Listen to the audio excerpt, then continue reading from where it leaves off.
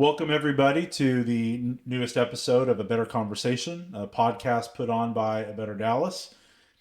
As always, I'm your host, Chris Clement, co host, producer, greatest mustache in North Texas. We have Mr. Kyle Mason.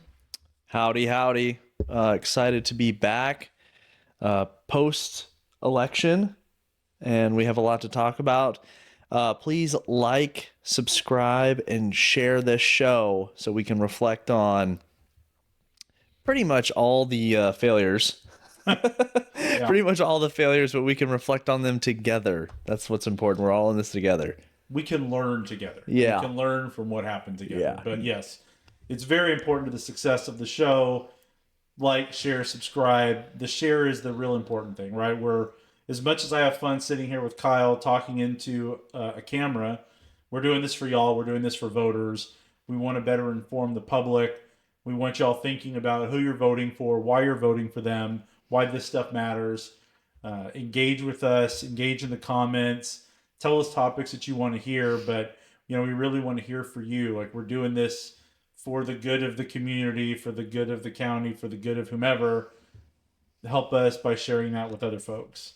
That, and again, look how good Kyle looks. If we're being perfectly honest, It's all for the camera.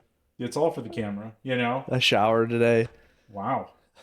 You didn't iron your shirt, but neither did I. No, these just hangs up. If it sits in the dryer for a day, then I get it out. It is what it is. Right. Busy life, So see, where else can you get Kyle Mason laundry routines other than A Better Conversation? But Kyle makes reference to some failures. I will say that election night was a challenging night in really North Texas as a whole. Yeah. If you're a Republican, a conservative, right of center politically, not a lot of successes. But from that, there are a lot of lessons to learn, especially as we get ahead of the midterms, because that's the nature of politics. Is you go from one election to the next election, and really what we're looking at now is what's going to happen in 2026. Is there anything that you can read in the tea leaves from what happened in the municipal races? Yeah. And then what lessons do we need to learn here locally to better prepare for that upcoming November 2026 election? So That's right. And you don't have to go to Hogwarts to read these tea leaves. It's not that challenging. yeah, if you think that you went to Hogwarts, I don't want to say you shouldn't vote, but maybe get to the point where you talk yourself out of having gone to Hogwarts. Important thing here. So we talk about municipal elections. For those of you that aren't familiar, you're new to politics, you're just learning about it, or maybe you've been super interested in the national level. In Texas, and this might change, but in Texas, municipal races are often in odd numbered years. So even numbered years, you're going to have your presidential elections, your Senate elections, Congress, governor, Texas House, stuff like that. Those usually happen even numbered years in November. In odd numbered years is typically where you have your school board and your municipal races. Now, a city or a county, they can change that. They can set their election at a different time period. But right now, May the 3rd, this previous Saturday, was municipal election day for a lot of Texas, most all of North Texas. So you saw city council, you saw school boards, you saw community college boards, all that sort of stuff was on the ballot. Yeah. The city of Dallas was on the ballot. Now, the way the city of Dallas works is you have your city council members serve 2-year terms. The mayor serves a 4-year term. And those numbers flip. So the mayor gets to serve 2 4-year terms in office for 8 years. Your city council members get to serve 4 2-year terms, also in office for 8 years, but they're being elected more frequently. So this year, we did not have the mayor on the ballot. Mayor Johnson was not on the ballot. His term expires in 2027. So that'll be the next time the mayor in Dallas is on the ballot. The city council, all 14 districts are on the ballot every 2 years. And so the city of Dallas has different districts, has the 14 districts. There are certain other cities that have a mixture, where maybe like Irving, for example, Irving has certain seats on the city council that are meant to represent only a part of the city, but then it has other at-large seats on the city council which represent the entirety of the municipality. So for wherever you live, whatever city you live in, if you live in a city, you could live in unincorporated county territory like the people at Epic that we talked about last week. But if you live in a city, check that out. Find out, okay, are my council members at large, which means they represent the whole city, or are they districts, which means I just have one representative that's representing my neighborhood, essentially. So Dallas, we have districts. It was a very good night if you were an incumbent. So not a single in the Dallas County municipal races. Early voting started on April 22nd. Election day was on May the 3rd. Not a single incumbent in the city of Dallas lost an election. No. We had a couple of incumbents. So we had one incumbent that didn't seek re-election, but every incumbent that ran won. And that is really disheartening. Yeah. Because I don't know a lot of people that live in the city of Dallas that would say I'm happy with the direction of the city. I'm happy with the police services. I'm happy with the road conditions. I'm happy with the debt that we're going into. And I mean this on both sides of the political aisle. I mean, ask yourself, how many people are really happy with the direction of the city of Dallas? Yeah. None of the incumbents lost their seats. If an incumbent wanted re-election, they got it. Or if they were eligible for re-election, they got it. Kyle, Yeah. I know that you don't live in Dallas proper, Correct. right? You're a Richardson guy. Yep. Were you following what was going on in Dallas? Do you have thoughts about that? Yeah, so I do follow what is going on in Dallas, just obviously because of the group that I'm with and the people that I run with. But what happens in Dallas does kind of flow out to the surrounding cities. And so and that's kind of takes the headlines and whatnot too. If you're reading local, local groups and everything like that. But yeah, you're right. It's just if you polled people, 6 months before these elections, no one's really excited or thrilled with what is going on. But then once we kind of get into, okay, well now it's primaries are over. What are we getting into here? Then everyone seems to jump in their trenches. Mm-hmm. I understand that. I respect that to some degree. But there were a lot of choices on the ballots. It's not like you only had one, and these are party associated, races. It's not only you have one Republican, one Democrat. Some of these seats, these city member councils had three, or I think most of them had three on them. There was a couple that had three or maybe four on there. Here, 7 had 1, 2, 3, 4, 5 people on there. Place 8, 1, 2, 3, 4, 5, 6. So you had plenty of options if you didn't like what you had now. Not to say that every option was worse than what we have now, but I do feel that there were better options. But like me and you had spoke about, maybe not better campaigns. Yeah, and I mean, that's the hard thing about it with the city council. Really, any election is that it takes some time to really digest everything that happened. So, let me be somewhat slow in being critical of some of the campaigns, but just to kind of go over results. I mean, obviously, if you want to look at the results yourself, DallasCountyVotes.org. If you go to elections, election results, they have all of these posted. We'll also talk about Collin County. We'll talk about Tarrant County. Their elections websites will also carry all of this information. So if you want to look at it yourself, go to the county election sites. They'll have the results listed. Hey, did you know a Better Conversations on social media? You can find us on Instagram, Facebook, and X. Following us will not only keep you up to date on our latest podcast drops, but we'll also keep you informed on current events around DFW, including election news, volunteer opportunities, and social events like late cleanups on Saturday mornings or our happy hours throughout the month where you can meet like-minded people in a fun social setting. You can also meet local politicians and activists that are our guest speakers. Follow the links below to connect. So in the city of Dallas, we have District 1, Chad West, pretty easily won re-election of his seat. District 2, Jesse Moreno, also very easily held on to his seat. Mm-hmm. District 3, Zarin Gracie, I believe held on to his seat without the need for a runoff, although he had a couple of opponents that did, I'm going to say relatively well, but that's in comparison to some of the other challenges that we saw. District 4, we'll talk about that. We'll have a new incoming council person in District 4. District 5, Jaime Resendez, he held on to his seat. Yep. District 6, we'll talk about that later. I think District 6 had 8 candidates and then a write-in. Yeah, 8, and then one or two write-ins, because you can also, if someone writes in something so it's uncertified. Right. So 2 people wrote in uncertified votes.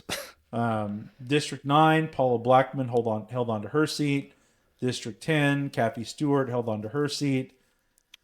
District 11 is probably, if you're right of center, the only good news from election night. And we'll talk about that in a little bit. District 12, Kara Mendelson held on to her seat easily. District 13, Gaydon L. Willis held on to her seat. Although I'm going to give a lot of credit to Diane Benjamin and her team because, Diane basically started her campaign on the filing deadline Mm-hmm. for the city council race. And in that short period of time, I mean, she had enough votes that she would have won in most of the other races. So her team deserves a lot of credit. And then in District 14, Paul Ridley was unopposed. Hey, So good spot to be. District 11, like I said, this is the good news. So Bill Roth is sort of, he was the Dallas County Republican Party endorsed candidate. They didn't endorse it themselves. They set up some PAC, like a committee for a strong economy or something like that, and did their endorsements through that. Bill Roth got the endorsement, was backed by a lot of conservative voices, really ran his campaign on pushing back against some of the development. There was some development that happened to District 11 that really got the people, organized behind him. We talked about that a little bit in a prior podcast. But, Bill Roth is in a runoff. The hand-picked candidate, so previously District 11, the councilwoman was Janie Schultz. She did not seek re-election. She could have. She was eligible for re-election. She chose against it. Sort of her hand-picked candidate was this guy named Jeff Kittner. And Jeff and Bill are in a runoff. Right. And Bill got the most votes in the first round of voting, but didn't get past 50%. So him and Kittner will go into a runoff. And it was always a race between those two guys. Yeah. So that's good news, right? A candidate that the Republican Party put their weight behind won, or didn't win, but is at least making it to a runoff. And got more percent. He got 48%. Jeff got 45%. So, Right. Oh. But I will also say, Bill Roth largely self-funded his campaign. Mm-hmm. I think, I didn't see the reports, but I read a story to the tune that he spent 6 figures, over $100,000 of his own money on his race. That's right. So this is when we talk, when people talk about the city council races, at least in the city of Dallas, they're as expensive as a Texas House race or close. right. Other cities, they might be smaller, but if you're running for the city council in Dallas, like the floor that you really need is $50,000 to run a good, professional, credible campaign. Right. Here you've got Bill Roth spending probably, or at least maybe spending close to $150,000 in total just to go to a runoff. Yeah. And that was, like I said, that was the best, and most of that was his own money. Did you? Um, I know. Were you following that race at all? I know that you and I, when we recorded with Diane, that was at a co-event Yeah. with her and Bill Roth. Yeah, I didn't, I see kind of why he did better if you look at the makeup of his district. Yeah, Heading up 75, it's mostly north of 635 for the city of Dallas. And I think that makes it a little bit more competitive, or at least even compared to some of right. these other districts where it's kind of like you have to really be careful on how or what you run, because that's just immediately going to turn off the very small amount of voters. Like in this one, place 11, you had 6,200 people, less than 6,200 people show up to vote in all of that area, that potentially could have voted. And I think on here on page one, total registered voters 1.4 million in Dallas County. 117 showed up to vote. 117,000 showed up to vote. Yeah, Very small percentage as far as which that's not a surprise. We knew that was coming. But just the fact that this man goes out there and self funds, and it, unfortunately it is what it is. Like, hey, you need money to get your name out there, and you need money to pick up in the race. And yeah. I think that shows it, especially if it doesn't show it here right now, but if you go in the report, how much money did other people raise, and what was the correlation of the amount of votes they got? I think there's probably a pretty well connected correlation there. It is. I mean, there's a sort of a historical perspective on how many touch points you need per vote. Yeah. So how many times do you have to connect with a voter before that voter is willing to vote for you? One of the things that I will say about Bill Roth's campaign that he also, I think, did a very good job on was it was super clear what he was running on. Yep. Right. That I was mean, the next he thing. was running on pushing back against developers, Yep. and having not that he was against all development, but just sort of he was very passionate about making sure that any development that was done matched the surrounding community. Yeah. Right, that there was integration between the community and the new development that was coming in. Right. And I think that he did a really good job of that being his consistent message, because to your point, you've got to motivate people to go vote. They have to have a reason to go vote for you.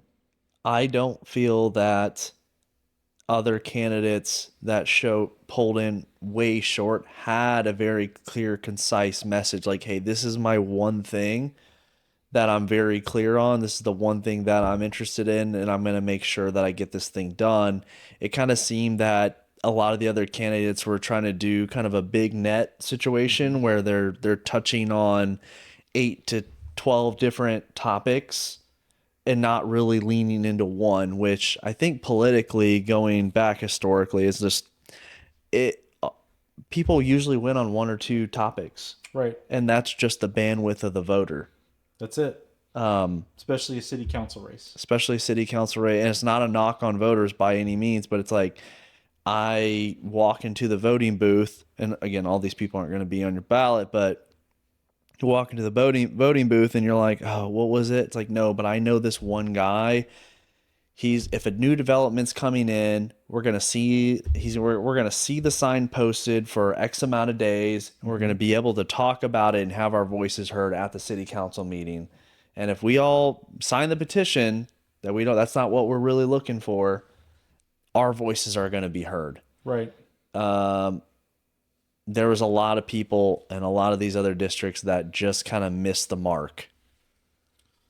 Well, and part of the thing for Bill, so for those that don't know, there was a development, Pepper Square, real big issue within, I guess, North Dallas political scene.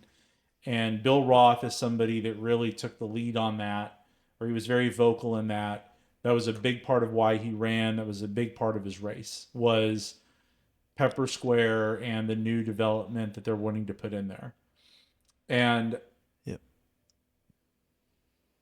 I think that of all the things that a city council has to do, one of the most important is planning and zoning, and what's going to be approved, what you're going to support, direction you're going to give the staff, all that sort of thing. So when you're talking about an issue to run on, whereas a city council, you have a legitimate opportunity to have a big impact. That's one of them, especially when it comes to development within your district. Because quite often on most city councils, at least in my experience representing them as an attorney, if there's something that's happening in a member's district and they are pro or con, whatever that is, that's something that carries a lot of weight with the other members of the council. Because it's, okay, well, this is the member. If you have a district situation, this is their district. These are their constituents. This is the feedback they're getting from their voters. We need to heed that. We need to listen to what they have to say. These aren't interests from across town getting involved in stuff. And so I think that Bill focusing on that not only was something that people that lived in that area cared enough about to show up and vote over, but it was also something that as a city council person, he actually could have an impact on that. And I think you kind of see that in his vote totals. Again, also, it certainly helps to be able to self-fund 6 figures into a campaign. Yeah, for sure. I would be interested to see exactly what he had spent that on. Kind of like what the biggest impact was. I mean, A Better Dallas spent some time and money sending out text messages in certain areas, and part of the thing with campaigning and text messages and advertising and billboards and signage is it's always a range of like, hey, how much effect did that have? But if you're not spending any money, you're not getting anywhere. So Right. you have to put some assets out there. You have to do something. And some of these people that ran, although, thank you for stepping up. Someone's definitely got to do it. I'm a very, very much a believer of like, hey, we got to get people on the ballot. That's I guess we'll get into that of, the endorsements and what we really did and what other people did, and just the fact that it's like, hey, if you say that, not to name any names here, but like, hey, let's say that you step up, hey, I'm gonna run, and you're 1 month out from the election, or maybe even farther than that, and you realize you're 15 points behind or something. Is it the most appropriate thing for you to say, you know what? I'm not going to win. I'm not going to get any. I've already filed to be on the ballot, and like, that's it. And you just you're already throwing in the towel just because you're so far behind. You're like, possibly in third or fourth place on some of these things. That is a major disservice, I think. I agree. Right. If you're finished the job, I think it's as simple as that. When you run for office, and we're not doing this to chastise any particular candidates or anything along those lines. Right. Yeah. Because you had the backbone to step up. Like Right. It's something I didn't do. So, Well, I think what we're doing is we're talking about what lessons should be learned from how all this went down. sure. So I will say, I think the race that probably was the most disappointing to me, maybe the most eye-opening in Dallas County, was District 7. Mm-hmm. Okay, so District 7, you have, is one of the most violent districts as far as crime rate is concerned. Oh, yeah. You've got Adam Basil-Dua, not particularly popular amongst a lot of the residents in 7. And going into this race, you had a really good quality candidate in Jose Rivas. Yep. He was a veteran, wasn't a Texas Ranger, but used to work with the Texas Rangers. Yep. Had served on the police oversight committee for the city of Dallas. This is an active man who was plugged in, running for the right reasons, articulate, all of that sort of stuff. But man, just Adam Bazaldua, despite there being, would you say Yeah. six people running in that race, he came out without even going to a runoff, which was a huge shock. I think most people expected that there was going to be a runoff in 7 between Adam and someone else. Now, Jose did finish second place, but because Adam got more than 50% of the vote, there's no runoff, he wins. Right. And so that to me I was surprised by that. I didn't expect that Jose was going to outright beat him in the first round of voting. I think there was a chance that he could beat him in the runoff, but was totally surprised that Adam won without even going to a runoff. Yeah, you got 56%. Jose got 16%. Sydney got 14. Sydney Walker got 14%.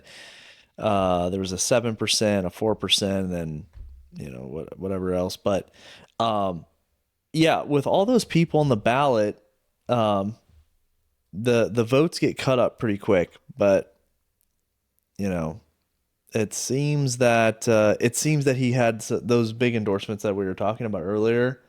Those few name drops, I think. Well, we talked about him on the cast. We talked about him at Chili's. Yeah, sorry, I thought you guys were along with that one too. But yeah, Crockett. Yeah. Had what was an X post or something. Yeah. Needless to say, he got a very large, and for as far as a city council member run goes, getting a congressperson to endorse you, especially one that now is receiving national media attention. Yeah, exactly. Kind of the very I mean, she's kind of like the ghetto AOC, really. She has her own flair to her. She's getting a lot of media attention. She's raising a lot of money. I think that really helped carry him over. Just as and Bazaldua too. Also, his last name it stands out on a ticket of 5 and then a write-in. Bazaldua. I think that it sounds silly, but names do matter. As wild as that. I mean, that's why actors change their names, right? They want something striking, but not to say that a politician's going to do that, but it definitely makes it easier when you have people walking into the booth and there's 6 people to choose from, and that's just from experience of working elections. It looks like he was also hustling pretty hard on the early votes. He got more early in-person votes than election day, so that tells me he had some kind of ground game that was getting people to, he was banking his votes. So Jose almost got the same amount as early votes as election day votes. Sydney had actually a strong early vote than election day, but Bazaldua really did have people show up early for him, and mail-in too. It looks like he's got, it's funny that I have to say he's got a lot of early mail-in votes. He had 15, right? But as far as the other people are concerned, they had 2 and 3. So it is a lot. It is a lot. Well, yeah. I mean,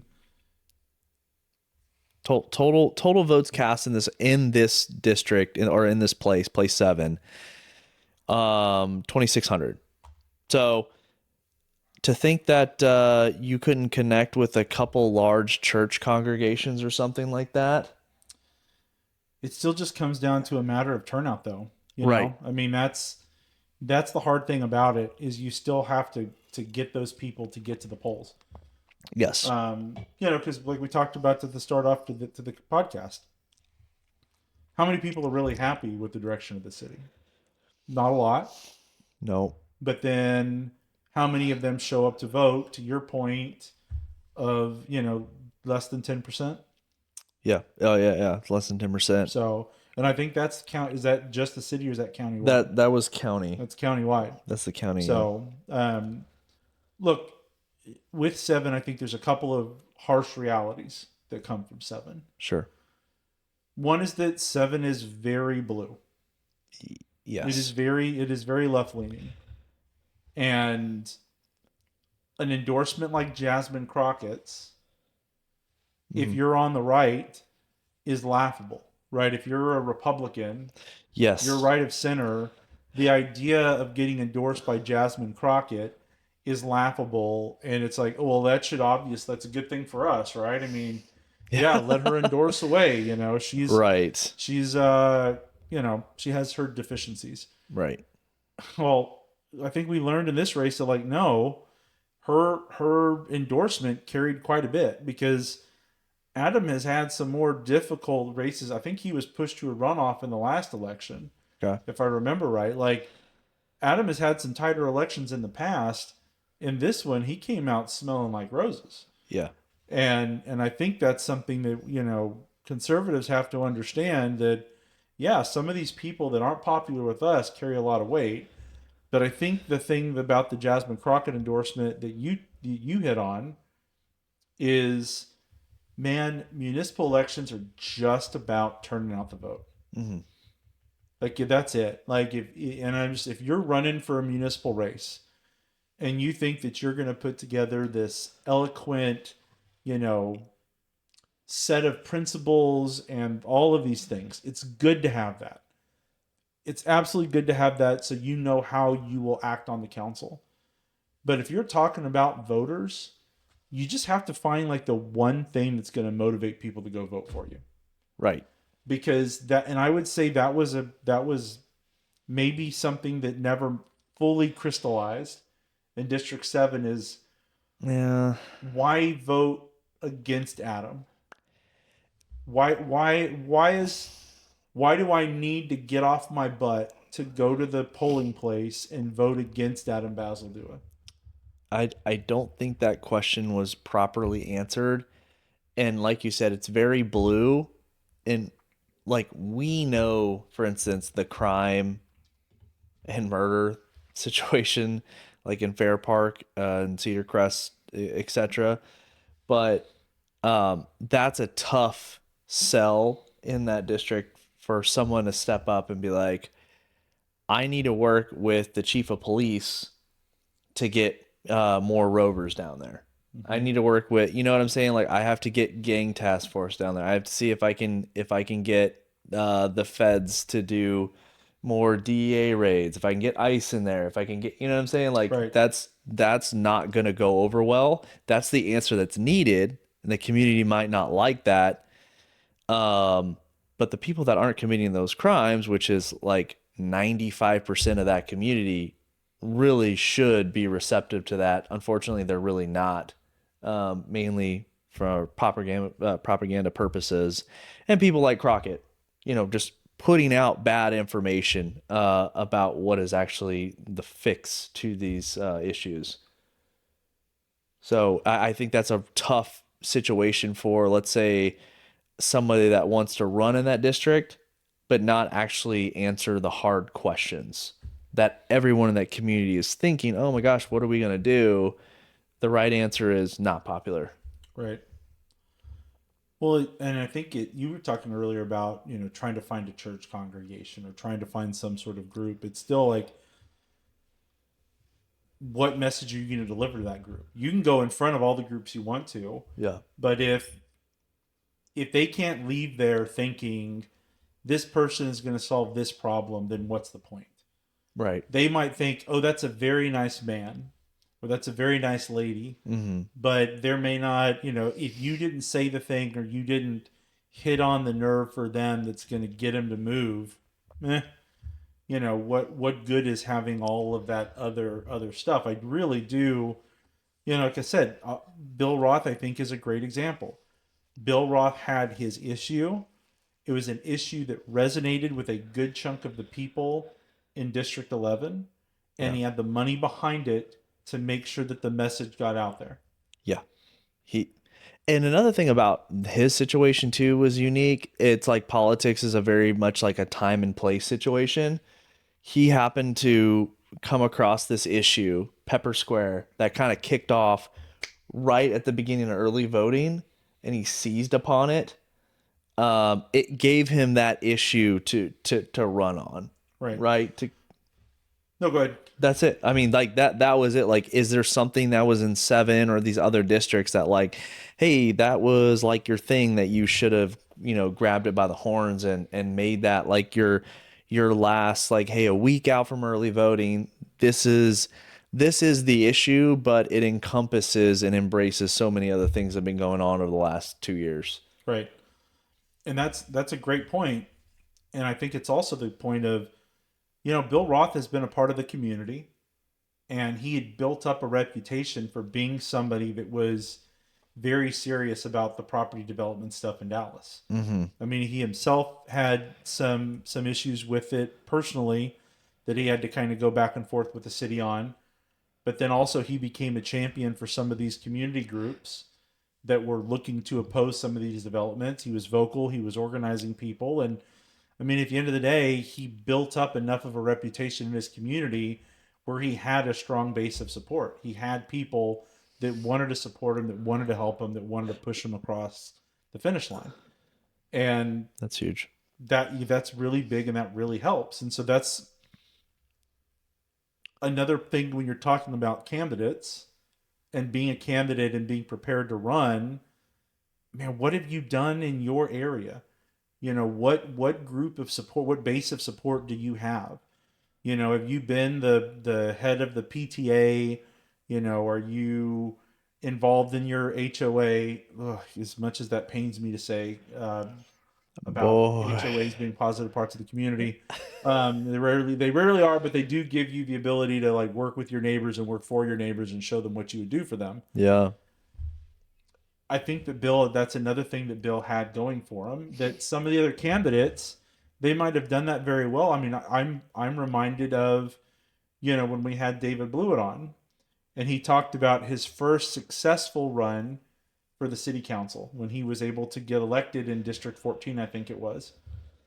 And that was on the back of him having been on the Greenville Parade, committee, and him had serving on different city committees. Yeah. So that he had built up a network that knew that he was a servant, that knew that he was there to help, as opposed to looking at David Blewett running in this current seat in District, was it 8? No, 6, I'm sorry, 6, where, yeah, he has a business down there, but I don't know if he has the same deep ties to the community. Yeah. Should have talked about cleaning up Harry Hines. Well, right, and that's the thing, is you got to find. I'm actually surprised, and I didn't hear this a lot on anybody's campaign trail, that there wasn't more talk about Forward Dallas, and more talk about rezoning, Right. more talk about that. When there was issues about crime rate, it was all in vagaries. Like nobody really got into specifics. Yes. Yeah. No, and like the whole Forward Dallas thing too is like, even in groups, like it's like everyone's like, oh yeah, we have a housing problem, but we also don't want to give up single family homes. It's like this. It's just a tough situation that I feel like. Well, I mean, so Jose came on. Mm-hmm. He was very vocal about it and protecting the established neighborhoods we have, and then also working in, in undeveloped areas or underdeveloped areas, working in multifamily. Okay, cool. Like you should have ran with that. And he did. He didn't have a Pepper Square in his area though. Right. But in his area, just being in real estate, that's happening every day Right. in Fair Park and all that. I mean, there's a case to be made about from an angle, depending on what you want to do. But I think that there is a case to be made about the community back down there, particularly the Black community, losing that community and being pushed out, Right. and where they're going. I think that would have been an angle to embrace. But it's just tough. What line? All the candidates have to choose their own line on which line do you want to take. And again, that was just a particular like example of one thing that you could have ran. I don't know what his stance on that is one way or another, but the crime thing really to me just seems, and not just around Fair Park or 7, but in other districts too. But no one wanted to touch that, and the people that didn't touch that won. Right. So it's like, well, those are the people that are going to be barking at the, or I guess having a conversation with the chief of police. And it's like, if the chief of police doesn't feel backed up to go heavy handed in those neighborhoods, then you're going to be having an issue. So conceal carry or something. I don't know. What are the lessons that we're going to learn from the municipal races? Because here's where things were for our local Republican parties. And when I say local, I'm talking about Tarrant County, talking about Dallas County, and I'm talking about Collin County. Yeah. Fort Worth, Tarrant County, in Fort Worth, Arlington, and Mansfield, 0 for 11 on endorsed candidates. Yeah, that's pretty bad. In the city of Dallas, of all the candidates that the Dallas GOP endorsed, Kara Mendelson held on to her seat. No surprise there. It's a fantastic council person, campaigns very well. Mm-hmm. I mean, literally last cycle she didn't even draw an opponent. This cycle she smoked her opponent. The only other endorsed candidate that didn't lose outright on election night is for the Dallas County Republican Party is Bill Roth. Right. And he's in a runoff. We'll see what happens. I mean, look, we're be behind him. Like, I hope he wins. Like, but at the same time, like the success is just that he didn't lose. He has a chance to win. Collin County didn't fare much better, right? I mean, I think what was it? They were 0 for 4 in Plano, maybe. Yeah. I want to say that between all of their endorsements for city council and school board, they won, I want to say 2. They had a handful that went to a runoff. But, I mean, at best, 50-50. Yeah. And the reason that I bring up Tarrant and I bring up Collin along with Dallas is like, yeah, Dallas is blue. Like, the city of Dallas is a blue city. Hard for Republicans to endorse candidates and expect those people to win. Right. But man, Bo French out there in Tarrant County likes to talk about how Tarrant County is the largest red county in the state of Texas. Collin County likes to claim that it's the largest red county in the state of Texas. They're the 2 biggest. Right. And even they had a hard time getting their candidates across the finish line in municipal races. Yeah. So I guess my question I have for you is, do you think that has any, we'll just call it foreshadowing for the midterms? Because I know everybody's riding high after November, but like, is this a gut check in advance of the midterms? Yeah. No, it's a huge gut check. And if we don't reinvigorate the base, the Republican Party right now is a very low propensity voter base. People that are only voting for top of the ticket issues or people, and that person right now happens to be Donald Trump. He brought a lot of people into the party and had a lot of people show up to vote last November, and now everyone's like, oh, this is destiny, like we're like this is going to happen every time. It's not. And here you go, here's your kind of dry run, and you lost your city council places or didn't pick any up. We didn't do good on school boards, considering we just had what we like to think is a success with school choice. Right. But we lost the argument in the moms groups, and I love to talk about it, but no one thinks that's real. It's very real. Yeah. What is going on in the moms groups, and I'm in the Plano moms groups. There's 2 of them. It's not. How'd you get in the moms groups there, Kyle? Mustache get you in the door? Yeah, exactly. There's no one arguing the other side. Okay. And so if there's only a vacuum, if there's these vacuums in all these different areas because, oh, Trump won, and I hate to just take everything to Trump, but it's like, it really is like we're driven nationally as a nation. Everything just cycles right up to the very top at this point. If we don't reinvigorate the base, you're going to be looking at a very blue House in Congress. They might, impeach Trump again. I don't know. And you're going to might be looking at a Senate that is blue as well. right? And then what for the next national cycle for president? It's not going to be Trump, okay? Regardless of what you might hear at the clickbait headlines, it's not going to be Trump at the ticket. And so is like, is that it? Is this whole thing just going to be like, hey, we had a good 12 years with this, like it's been great, but let's just tap back out. So here's a thought that I just had. Okay, dangerous, right off the cuff, huh? Right off the cuff.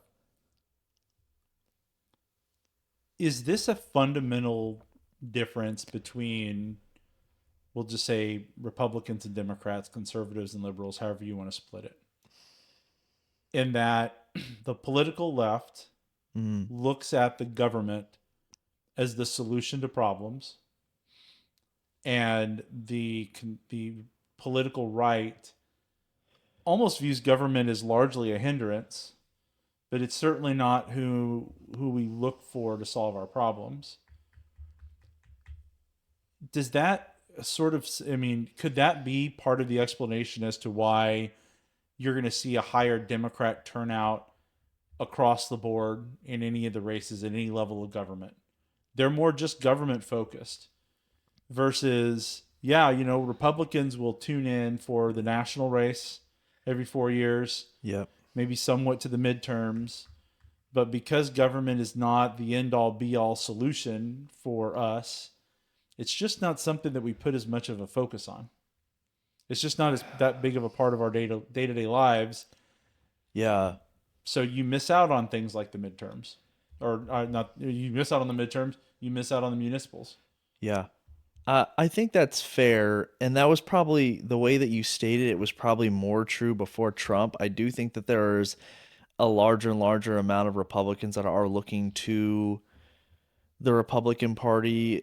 It's kind of like they are the answer, but they're the answer to get rid of the government, Right. like by like reducing, red tape and Doging things. tax breaks and things like that. I mean, in that sense, they know they need government to get rid of to reduce the size of government. They feel like that's going to, but yet they still want government controls on like tariffs and things like that. So that's a very tough conversation for me to defend, but it is true.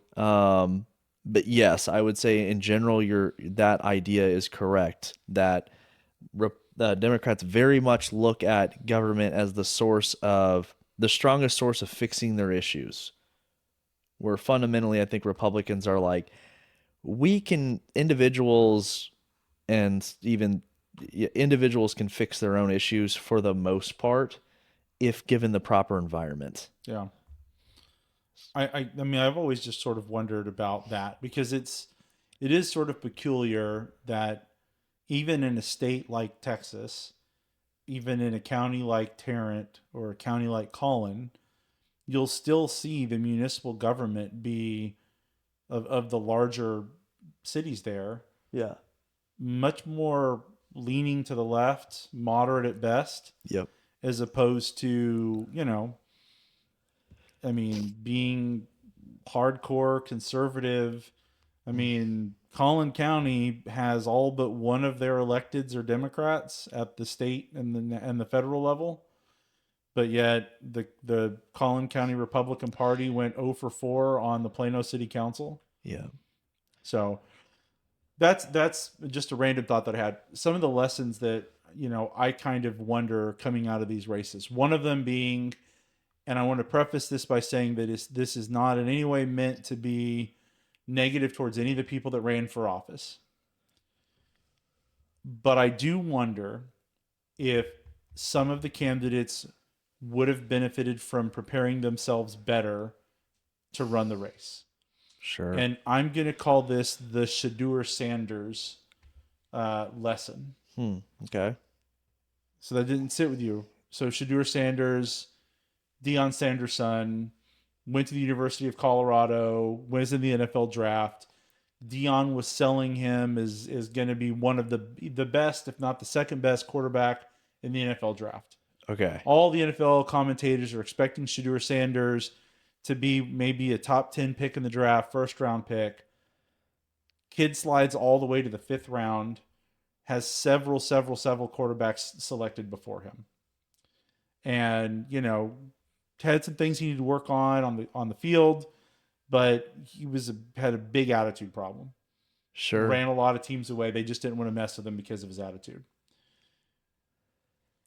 All that being said, had Shedeur Sanders done a better job of reading the room of what NFL teams are looking for, what he needs to do to get them to want to select him to be a part of their team, and had he prepared better for the draft, he would have had a better outcome than being in the 5th round.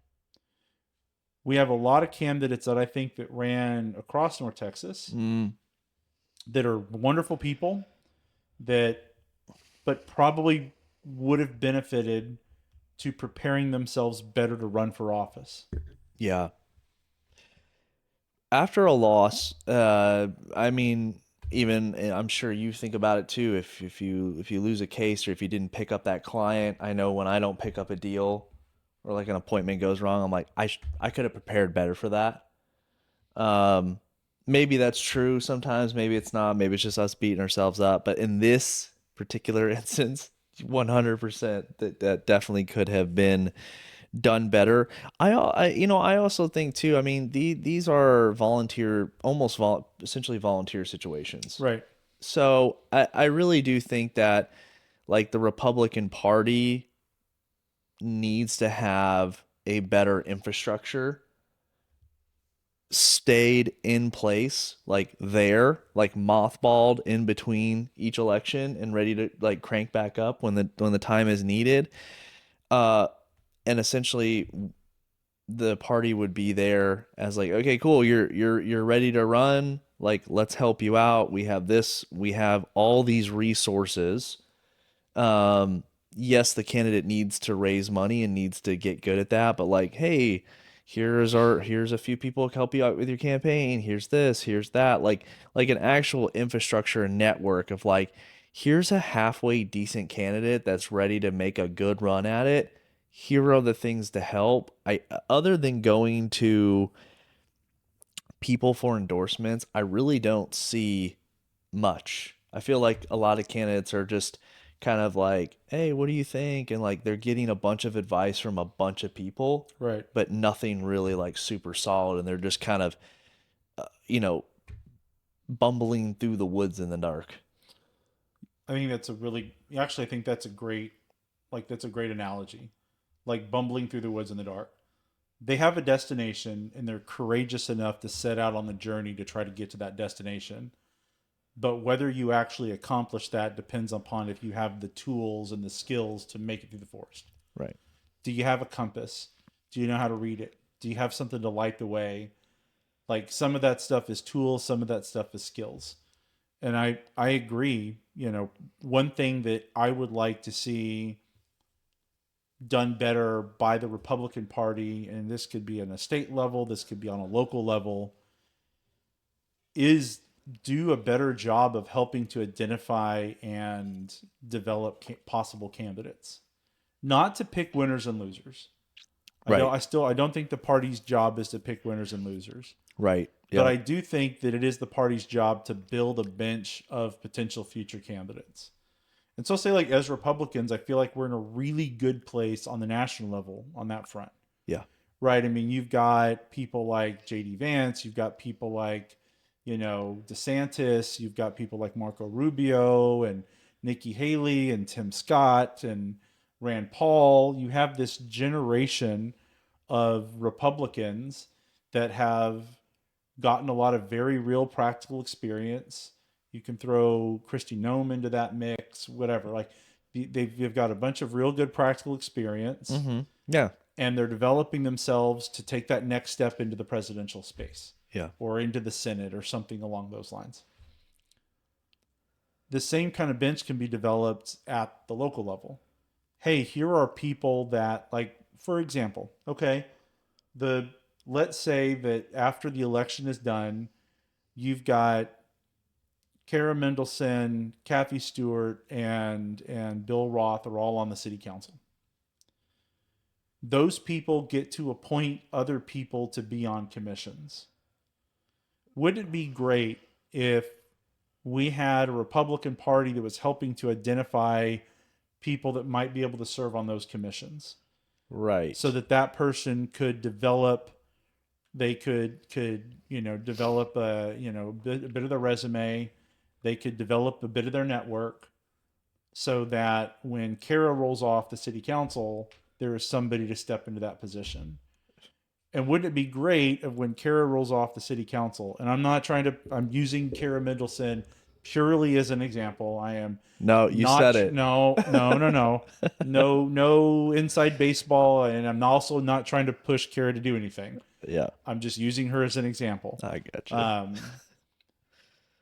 Wouldn't it be great if, okay, here's this candidate that's been a great city council candidate. She is now rolling off the city council.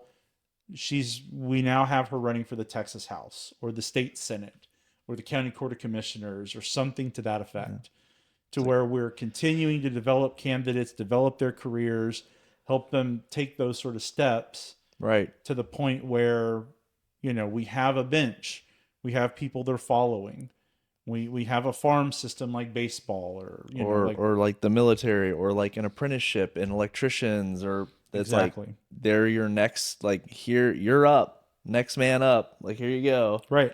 And you're trained, so it's not like every single time we're never like building upon the next generation of politics. It's always just like starting over. Right. And I don't know if that's maybe why we feel like we're getting nowhere with this, but like it's like it's always starting over, and it's always I think part of that too is like self-preservation. Maybe you don't want to train someone too good. Could be that situation, but I think that's a great idea of like, hey, here's the inner workings. Maybe one day if you're interested in this job, you're going to need to know how to do these things. So Right. here's a position for you, just like they would do with any other company. My prime example of doing this and doing this well is Pat Fallon. You look Pat Fallon currently in Congress. Man, Pat Fallon worked his way up through the political, like, not like being a political politician-y guy, but like he served at different levels and continued to develop himself as a better and better public servant, to the point where now he's a great congressman, right? He's doing a great job in Congress. He was one of those people that was talked about maybe being brought into the Trump administration and serving in some capacity like that. Yeah. You look at somebody like Marco Rubio, right? Who started off in the state house, worked his way up to the point where he's, was a U.S. senator, and now he's the Secretary of State, possible POTUS or vice president candidate in 2028. Yeah. He's really stuck around through all the stuff with Trump and ran against him. I mean, how many people ran against him and was up on stage that are still kind of, around and very relevant? Right. So, and that's something that I would love to see, and I think it would help people, it would help us win more races. But part of that, I'm going to be honest, is to the people that are watching this, the people that are in our audience. Who do you know that you would want to represent you, right? Like, who do you know in your life? Who do you work with? Who do you go to church with? Who are you in civic groups with? Like, that that person, and you're like, man, I would love for that person to be my representative, to be that person. You need to be talking to that person about that. Maybe they've never thought about it before. Maybe it's something they've secretly thought about, but they need that extra bit of motivation. yeah. I mean, that's something that all of us could be doing to help identify these people and giving them that confidence. And then it would also be great, again, like I said, if the party infrastructure was set up to where we welcome these people in, we don't do some silly litmus test, Right. right? And we say, hey, you're a possible future candidate. You're right of center. We want to help develop you and make you the best possible future candidate that you could be. And think about all the good candidates that are, like you said, right of center in Dallas, that are like, I'm not gonna run for city council because, one, they feel like it's destined to fail, right? And they're like, I don't want to waste my time. I don't want to invest the time of my life to do that just to say, oh, I ran for city council and lost. That's not the very, very successful people that might have the money to self finance just don't feel like, hey, I'm not going to put my neck out for what? Right. Why would I do that if no one else is already trying, is already taking the time? If the shot is so long, it's kind of like, hey man, like I'm gonna get on city council, I'm gonna get in there, and um, if it's only me, let's say it's only me there, and everyone else is to the left of me, what chances do I have to get anything done? Right. Fair question. However, if we had an infrastructure and we had 3 or 4 or 5 or 6 of the seats that are like, hey, we're actually within shooting range here, um, on time, on target on these things, we could actually make this where you're not going to be sitting up there alone, in the half moon. So that I think is, all these variables that we talked about, they stack on top of each other. And I mean, there's plenty of good people that would be able to run and self finance. Wouldn't have to raise any money, but could if they needed to run for city council. But I'm just not stepping up for it because county party or the infrastructure or the voting base of the Republican Party is not motivated correctly in these off cycle elections. So I'm glad you brought that specifically up, or that up specifically, because here's another thing I posit to you. Should and this is a Dallas County specific question, should the Dallas County Republican Party be trying to play in all of the races, or should they be focused on a select few races to try to maximize their impact? Because that is a quintessential question, right? Because on one side you say, well, we can't just give up on big swaths of the county, Right. but then on the other hand, it's like, well, we don't have a lot of money, Sure. so we have to use what we can as effectively as possible. What are your thoughts on that? So that is a very, like, you'd have to say specifically, are we talking about money? So, each category for money, for instance, like that would be have to use sparingly in districts that, what does the candidate look like? What kind of assets do we have to deploy? And who is the opponent candidate? Like that would be a question for that. Should we be finding good candidates in every single district and place and seat and school board, etc.? Yes, absolutely. Try to flood the zone with as many good candidates as possible. Another failing that I guess we didn't touch on is the fact that, like, let's think back to Promise to America, against Bill Clinton. Let's go Right. like way back. Yeah. Karl Rove type thing. You Like mean Contract with America? Contract with America. Yes, thank you. That was an all-encompassing. Uh, Congressmen and women got behind that, and they put that in front of them instead of, hey, this is who I am, and this is how great I am, and this is what I'm going to do. No, no, no, no. This is what we're going to do. I think when you put something forward like that, that kind of balances, that helps. Like you're going to have, let's say, you have 14 candidates running. You're going to have like 2 or 3 hot shots that are like, everyone knows them, they're well funded, or like their name recognition is okay. The rest are just kind of, who are these people? Like, with all due respect, Right. right? A full plan. No, this is what all of us are going to do. That raises up all your candidates, just immediately drags them up. Like, oh, all these people have a plan. That makes marketing easier. That makes coordination easier. I think that energizes the base more. And the proof is kind of in the pudding, I guess you could say, with on a national scale, when full projects and plans are put forward, and more people get behind it, it makes it much easier to rally a base. So in that sense, you're going to want to have good candidates in all the spots. The money's going to be individual. And that comes into like, hey, what kind of advertising are we doing? Where are we going to have our door knockers? Where are we getting volunteers? Yes, you're ultimately, yes, you're going to have to pick a couple of districts, but kind of raising, a rising tide raises all ships type situation. I just think that if you just coordinate the whole thing together and it's not 14 individual races, not that it has to be centrally planned, but there was no coordination between any of them. Yeah. Well, and I think that's hard when you have a nonpartisan race, Yes, right? Because true I mean story. that's the hard part about the nonpartisans is that, especially in Dallas, Yeah, um, different parts of Dallas have very different voter bases, right.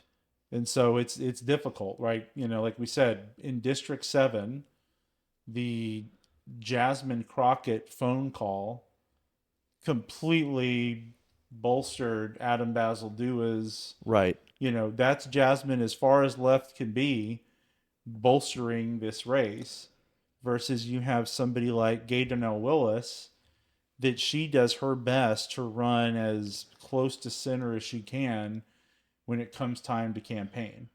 Right? I mean, she's not Yeah. going to have Jasmine Crockett on to do that for her. Yeah. And I don't, I mean that just to say, like, I know I agree with you in principle Sure. that you want to have quality candidates in every single election spot that you can. Right.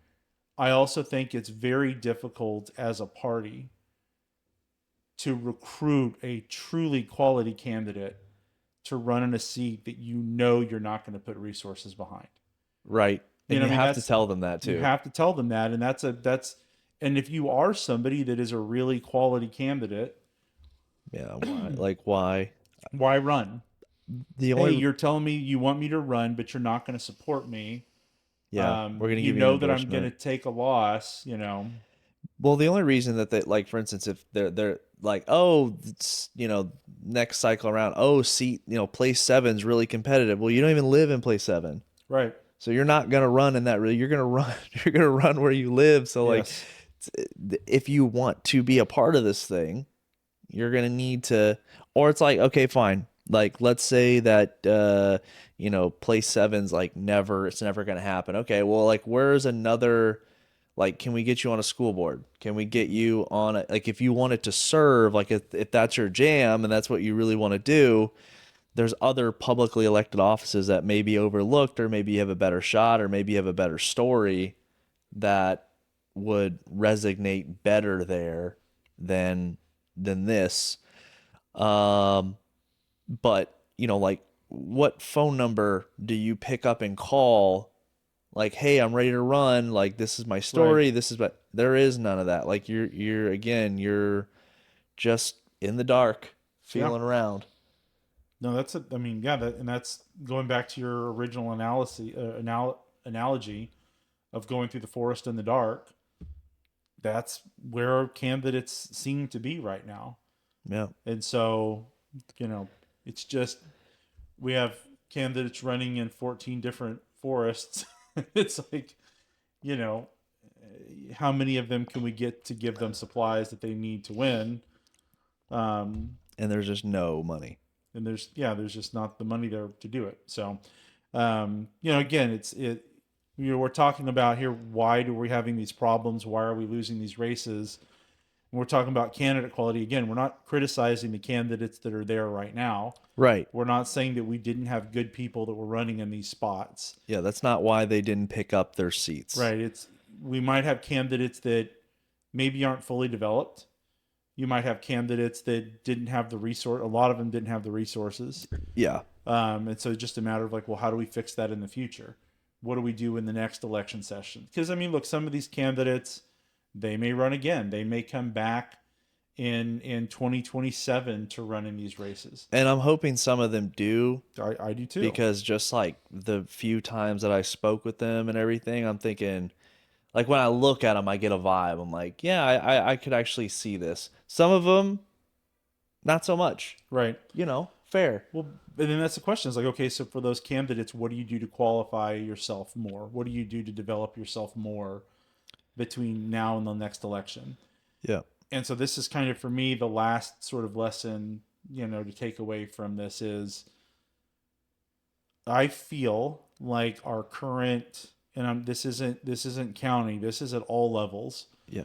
I feel like the Republican Party right now, in the wake of Trump's win in 2024, has become so emboldened that we are becoming out of touch with the general election voters. And I say that because when you have numbers like Tarrant County's GOP going 0 for 11 on endorsements in their big cities, Yeah. That's bad. I mean, that's again, that's a troubling number. That's a really problematic number, Especially with what's coming up in the future. especially what's coming up in the future. But it's just like, okay, well, like it. You have these nonpartisan races, right? This isn't a partisan primary. Your voters aren't limited to the most conservatives or conservatives in general, Republicans in general. This is just everybody. The general public is coming out and voting. And you're going 0 for 11 in picking candidates that the general public is rejecting. So what is that? And again, I'm picking on Tarrant County a little bit because it's a round number, but we had the same problem in Dallas. They had a very similar problem in Collin, Yeah. where it's just, well, my goodness, like how are our county parties unable to identify successful candidates, or how are they unable to support candidates to become successful in all of these races? Yes. Yeah. I don't know the inner workings of Tarrant County, but I'm assuming they had the same issues of raising money. I'm guessing they had somewhat of the. Yeah, I don't think it's the candidates per se on a lot of these races. I really do feel it's the infrastructure. I think it's the funding. I think it's kind of like a plug and play campaign manager situation where there's no support whatsoever.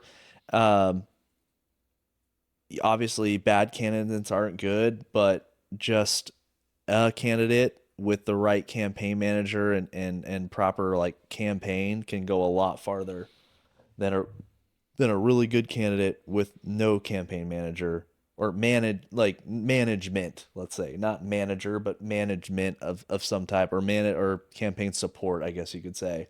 I don't really care for the Republican Party of all these counties to start becoming campaign managers by any means, but just some kind of supply network Right. of something.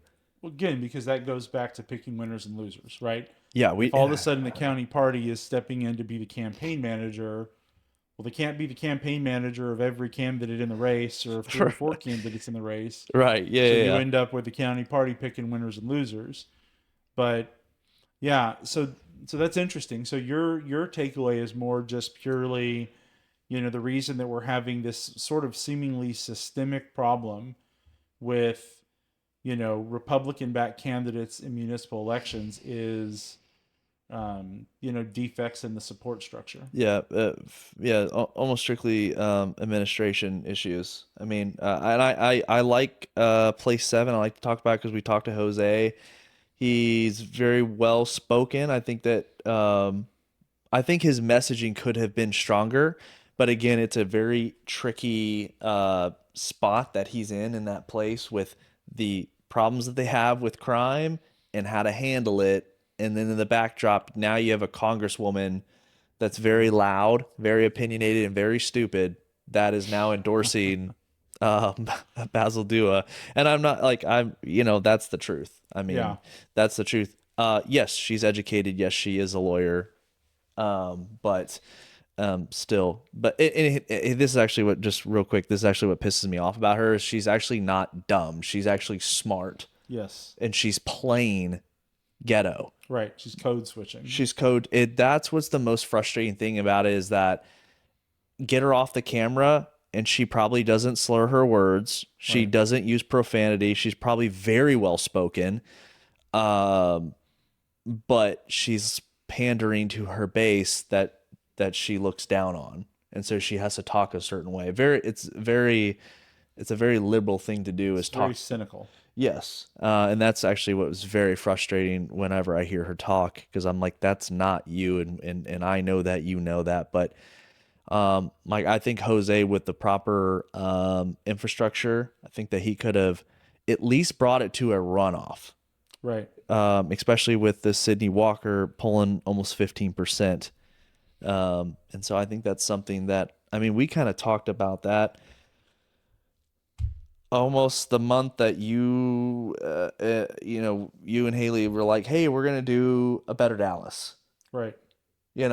Like that was kind of month number one. Like, hey, this is kind of something we need to start putting together, which we have. Yeah. Everyone in the team has kind of done something a little bit different. It's coming together, but that's where it's really fallen apart. And then the other part is, and we don't want to blame the voters, but we can have Elon Musk can come into Dallas and write the biggest check in the world, right? But it's like, if no one's really going to show up, it doesn't really matter, and we can't really pay people to show up and vote per se. So So to me, I honestly think that is the biggest failure of all of these county parties. mm, Is that if you're, I'm going to use Jose Rivas as an example. cool. Jose Rivas in District 7. So District 7 has many, many more Democrat voters than Republican voters. Sure. And if Jose Rivas gets out there and he is publicly, and I'm not saying that he's this quietly or whatever, but if he gets out there publicly and is like, I am MAGA Republican, in an attempt to motivate Republican voters to go vote for him, Major mistake. it's not a good campaign strategy, right? Because he's now going to motivate the people on the left to come out and vote to oppose him. Yeah. So what you want some sort of way where the candidate gets to remain in the middle to appeal to as many voters as possible. Again, the old adage, make it easy to vote for you and hard to vote for your opponent. He's in the middle, he's playing moderate, he's, trying to appeal to issues that work with all voters.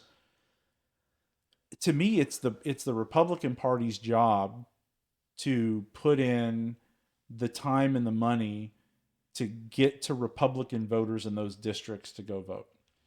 Right. Right. So it's a matter of the get out the vote. Like, if you look at, and again, I'm not just picking on Dallas because this is a failure that's happened in multiple counties. Yeah. If you're going to play in that space, if you're going to be in the municipal space, then you need to be putting your own resources into the get out the vote for Republicans. Because if you're out there motivating Republicans to go vote and go cast your vote, cast your ballot, you're not doing it a big public appeal where, again, you're motivating the Democrats. But if you're the Republican Party and you've developed and you've managed your data vote, your voter data from the previous election, just cut through the presidential election, we should have all sorts of data on who our Republican voters are across Dallas County. Right. You need to be hammering them about the importance. There needs to be a message from the county parties or the state party or the RNC or whatever to people. You've got to go vote in your municipal elections because they decide your property taxes. They decide your crime rate. Yeah. They decide all this sort of stuff.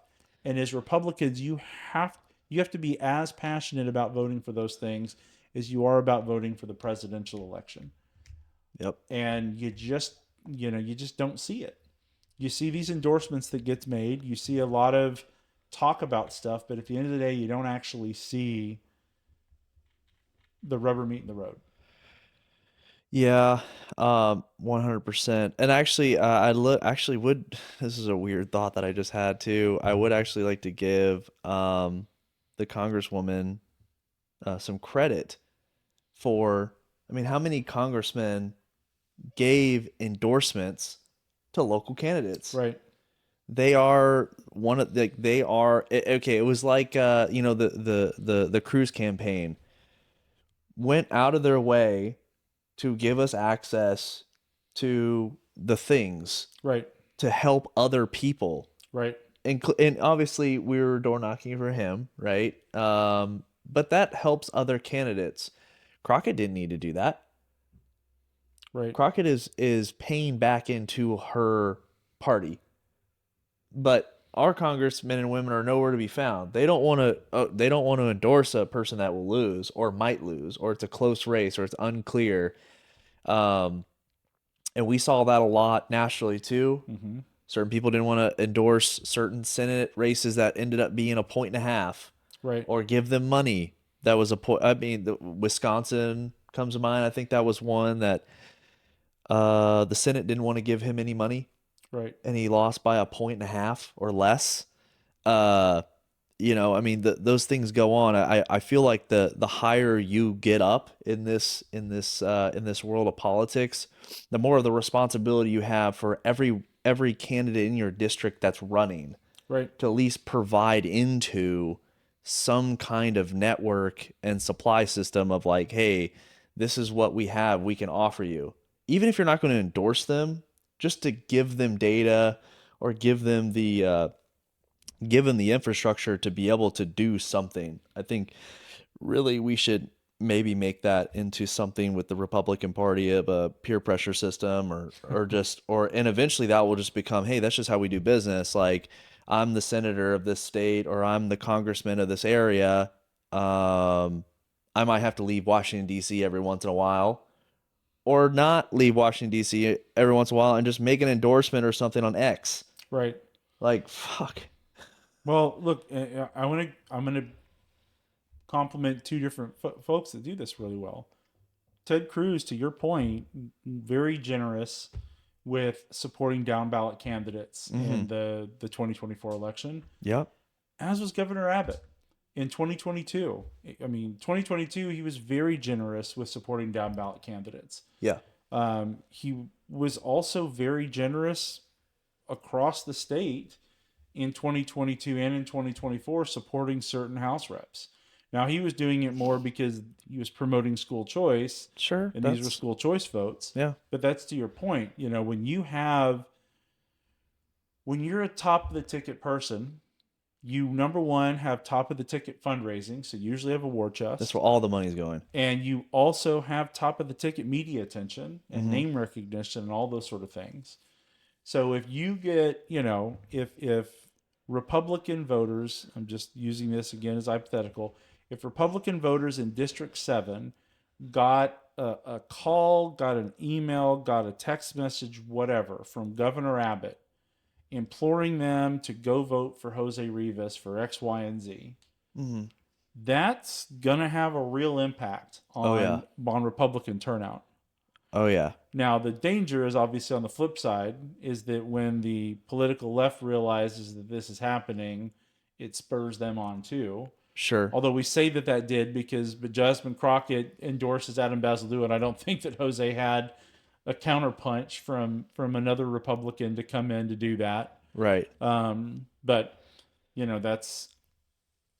I think that's the difficult position that we find ourselves right now in Dallas County and a lot of these larger cities is that we have just surrendered so much to the left that it's so hard to claw it back. And that's why, you've got to chip away at it like erosion, I think is the only real way that you can do it. I don't know how you go in and flip a whole city. You don't. You definitely don't. And I would, I would say definitely don't set that out to be, the end goal, because you're going to come up really upset about it. And that was never the prospects for us of like, hey, this thing is going to be, is read as like Lamar County or something, wherever, right? Like, that's just not going to happen. And that's fair because that's what the people of Dallas want, right? They're, Democratic or liberal or whatever, totally fine. We're just looking for our spot, and I do feel that in this county of Dallas that Republicans are just simply underrepresented, and these are the issues that are making us underrepresented. which is why it's so important to win in 11, Mm-hmm. right? Because as much as we want to talk about it being disappointing overall, if Bill Roth wins in 11, At least we got something. there's a bit of a pickup, It's a bit of right? And Bill Roth is not an ultra conservative guy; he's a very moderate guy, but moderate is closer to where we want to be than his political opponent would be on the city council, right, which is what those are the choices that we have. right. So it's like that would be a pickup. That would be nice. Some of these runoffs in Collin County, their endorsed candidates could win in those races. That would be really nice. Mm-hmm. So there's still hope. There's still runoffs. There's still stuff to be involved. And I say that just because like we've been talking about a lot of ways that we have concerns, things that we would want to fix in the future because we want to do better. It's literally in the name of organization, right? That's the whole idea. We find ways to improve and we try to find ways to influence and push for those improvements. Maybe do those improvements ourselves. But if you're watching and you've made it this far into the podcast and you're like, well, man, go support these candidates. Go support Bill Roth in 11. Go look at the endorsement list in Collin County at the candidates that still have an opportunity in the runoff.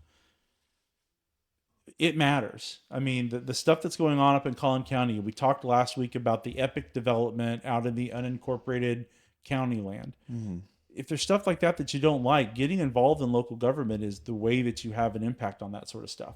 I mean, obviously, Epic isn't in a city, but it's the same general idea. Who are your county court of commissioners? What are they doing about these problems?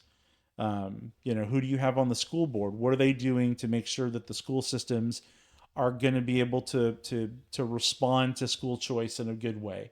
That everybody still benefits out of this thing. If you're talking about the city of Dallas, hey, look, your person may have lost, but if you want somebody that's going to be a positive voice for you and you still have a chance to push for Bill Roth, now's the time to do something like that. So that is what I would implore you to do. Find somebody in these municipal races that you can still support and do something to help them out. Go block walk, go make calls, send text to your friends that live in that district, follow them on social media, share their content, go to an event, give them some money. Like these are all things that you can do to help positively impact the cities that you live in with these runoff races that are still going on. So again, like I implore you, if you're not happy with the results, you can do something to move the ball forward. You can do something to help have more positive results. It may not be an overnight win, but we're moving in the right direction, which is all that you can really ask for. Yeah. I mean, it's there's nothing else to be said on that. You just gotta show up for that. That one actually looks really winnable too. I mean, just in the general, Which one? 11 Yeah. with Bill Roth. I mean, he's already trailing ahead. These other two will be out, and so I mean, at this point, especially for a runoff, there's going to be less votes. There was 61 or just shy of 6,200. Yeah. There's going to be like 1,000 or something. It's Right. going to be a super, super low turnout. So if you really want your vote to count, this would be the place if you live in northern Dallas, like this would be the one to show up because your vote is going to have a massive impact. Right. Or your reminder, your influence to people that you might know in the area to get out there and vote, or Yep. your support for the campaign or what have you. Like that, you can have an outsized impact on this particular race going into the runoff. Yeah. But no, so that's sort of the long and the short of it with the Dallas municipal races. The races in Collin County, the races in Tarrant County. Sorry to get short shrift to a lot of the other municipal races that happened in Dallas County. We had some incumbents hold on. I think the Irving races generally went well. I know there were a couple of the candidates there that, as an organization, we were happy with that won their races out there. But it's again, this is something that you get every 2 years. And if you're out there, you have a real opportunity to make a difference in these municipal races. And it's desperately needed because it affects your life so much. But all that being said, thank you for taking the time with us tonight. Thanks for informing yourself. Like Kyle always says, like, share, subscribe. When you subscribe, you receive notifications when we have a new episode that comes up. But again, share this, share reels, share clips, help inform the people around you so that we can have a stronger voter base.